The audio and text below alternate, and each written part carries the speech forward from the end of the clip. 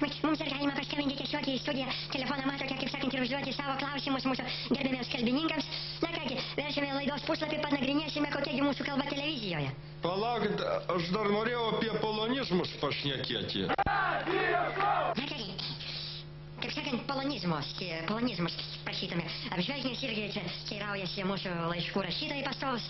Tai prašom, kolega. Nu, siūlyčiau pažiūrėti mūsų katedros nufilmuotą filmuką apie polonizmus. Kągi, buvom nuvažiavę į rytų Lietuvos kraštą su ponu Bronium, kur ypatingai daug yra... Taip, ir nuvažiavom inspektuoti, kaip mokoma lietuvių kalba yra. Tai ta taip vadinama šudlenkyna, nes labai Lietuvos gyvasti tautos tą tokį stiebą žilvitį gniaužia visokio plauko sulenkėję lietuviai, kurie skaito save lenkais. Bet skaityk neskaitęs, jie vis tiek yra sulenkėję lietuviai, tai yra lietuviai. Filmukas apie tokį kaimo mokytoją Zbignevą, lietuvniką nuo pat pašaknų, sapiegų giminės pratęsėją.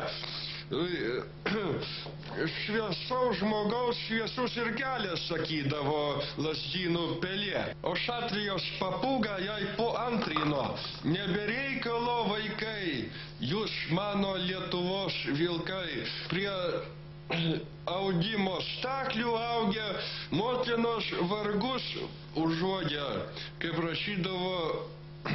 Kas ten rašyta?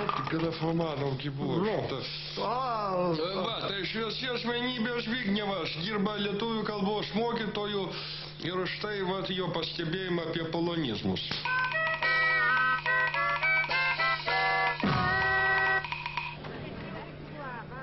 Dzień dobry, brangus tautiečiai. Aš jau visą savo ketvirtį amžiaus darbuojuosi Nemenčinės pradinėje klasėje mokykloje, kur saugau lietuvininkų idėjas ir lietuvybę. Nuo senovės, kada knygnešių mafija iš per telšius veždavo knygučius į didžiąją Lietuvą, neaplenkdama niekuomet į mažą Lietuvą, ir pasiekdavo ir išsikirodavo šeši maži upeliukai po visą lietuvininkų galvas. Ir aš dabar matau tiesioginį išraišką visą šitą paveldimumo, kad aš čia dirbu su vaikučiais lietuvininkais.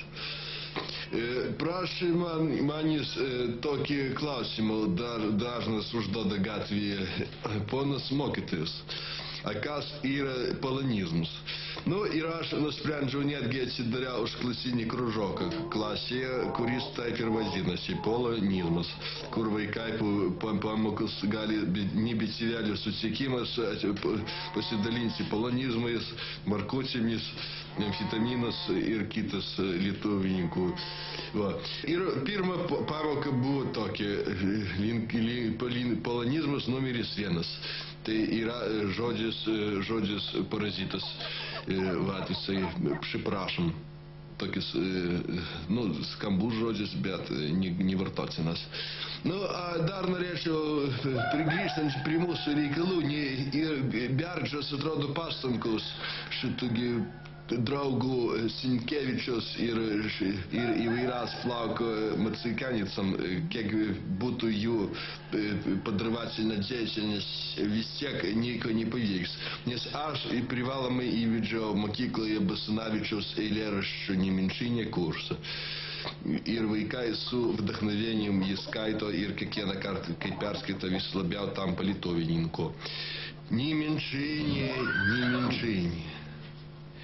Mano tu brangi tėvynė,